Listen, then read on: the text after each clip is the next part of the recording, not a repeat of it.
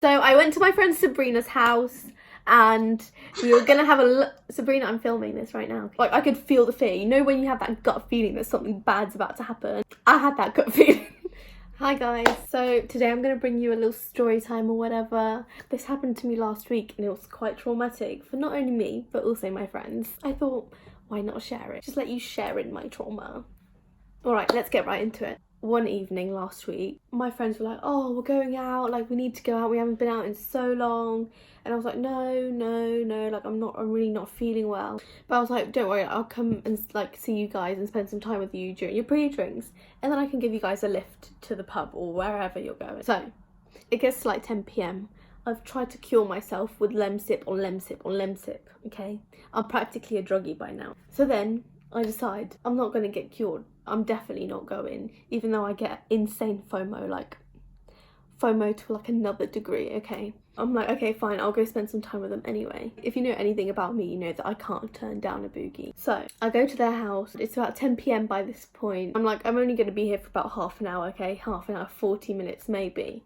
At my friend's house, her drive is bigger than a one car drive, okay? This space next to it is not big enough for a car, okay? So I assume, oh, it's a footpath.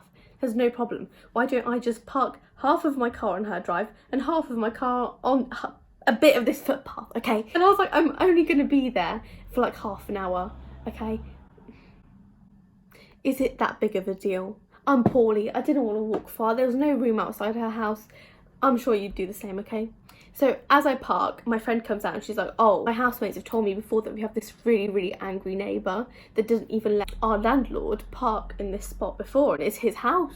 I was like, don't worry, it can't be that bad, like I'm not going to be here for long. So she's like, oh, okay, like no problem. Spoiler alert, there was a problem. I go inside and I sit down. I'm enjoying my glass of water, the good music, you know, got the playlist going, suggesting my favourite songs, my friends are drinking. So I'm having a great time, even though I'm poorly as fuck. Within about 20 minutes, if that, we hear a knock on the door. Right. So my friends go and open the door and it's, spoiler alert, this big scary man that doesn't like anyone parking there outside my friend's house. It's not his house.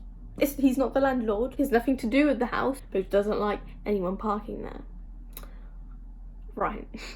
He's like, whose black car is this? I can just hear this from the living room. So I get up. I'm like, okay, that's me. That's my cue to move my car. So I get up, take my keys, and I'm walking towards the door. As I'm walking towards the door, I hear him going like, you effing and blinding at my friends, like, move the car, you stupid. Blah, blah, blah, blah. What? What? Well, I open the door, I open it wide. I'm like, sorry,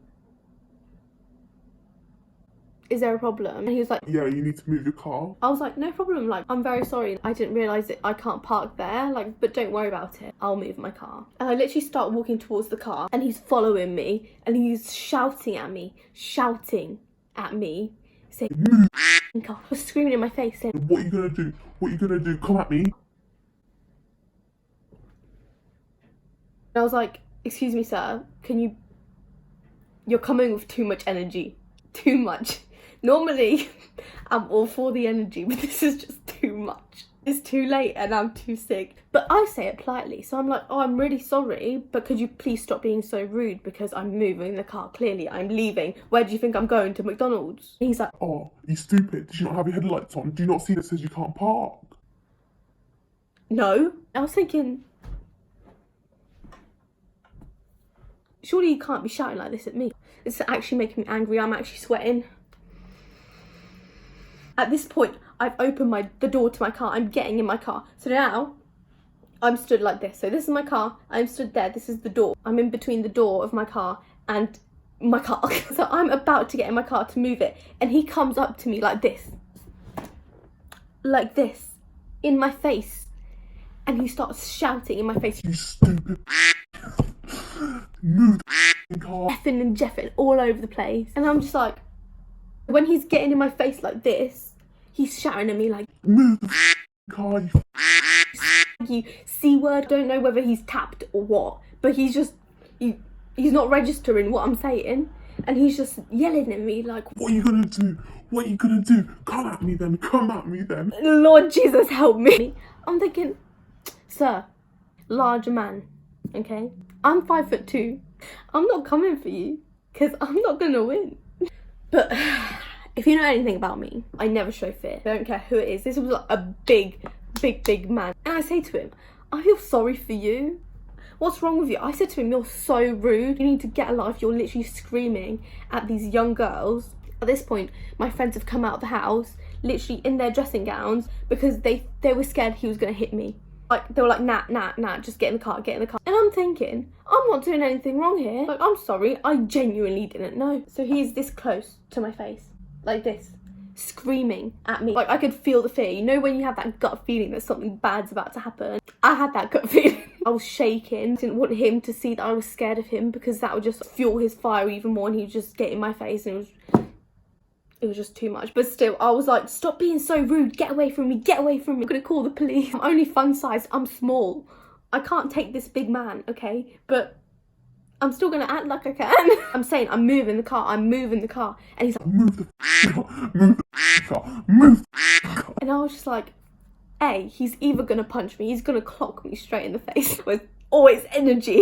Or, because I'm stood in the door of my car, I genuinely thought he was going to push the door and slam the door on me while I'm in the car. So when my friends were screaming at him, like, get away from her, when he looked at them and started swearing at them, I was like, this is my chance, I'm getting away. So I get in the car and I just start moving it, and then I move it away a little bit. I always have to have the last word, okay? I open the door and I start screaming at him, like, I feel so sorry for you, such an excuse for a man, can't believe you're doing this to these young girls. I parked quite far away, so I walked back. He was screaming at my friends, saying, you don't live here. My friends were saying, we live here. And he was like, no, you don't live here. I know who lives here. It's the landlord.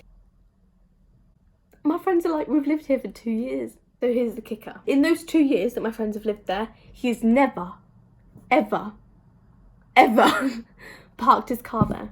Or any other car for that matter. He just doesn't like anyone parking there. My friends say that he sits in the window waiting for someone to park there just so he can pick a fight. What a sad existence must you live. To be honest, I feel sorry for him, because I'm sure he's not living lavish with a sweet one and a family at home with this kind of attitude. Who would like this? No, I don't like this. He was still stood outside the house, effing and blinding at my friends, calling them all sorts of names, like threatening them. So then after this whole ordeal, we go back into my friend's house and we're like, what do we do? Do we call the police? Do we call like the local police, or do we file a report, or what do we do? Because this man is deranged. I'm sure of it. He fully just wanted to fight me. Did I look threatening in my pajamas? I have this weird thing. When things bother me, I try to turn them into jokes. So I'm sat there fully going to my friends like, oh, I wish he would have hit me. I'd love a free nose job. I'd love some shmoney.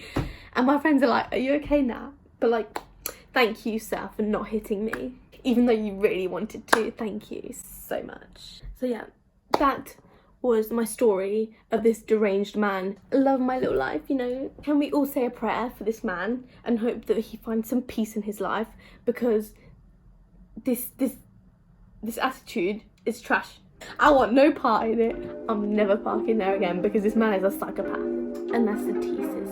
Anyway, so I hope you enjoyed this little story time. Thank you for watching. Bye. CBA, never said. I've been on my grind for 7 days. Need a raise, swear to